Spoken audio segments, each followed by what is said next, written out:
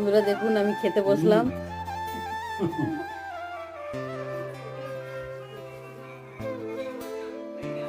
এখানে লাউ দিয়ে চিংড়ি মাছের ঘন্ট, বেগুন ভাজা, পাঁপড় ভাজা আর মাছের ঝোল।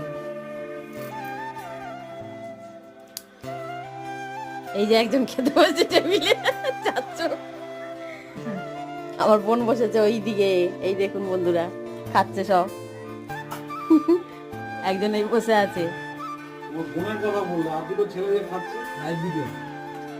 সবাইকে দেখিয়েছি।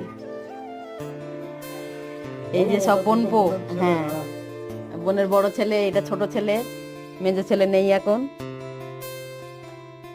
কাজে গেছে।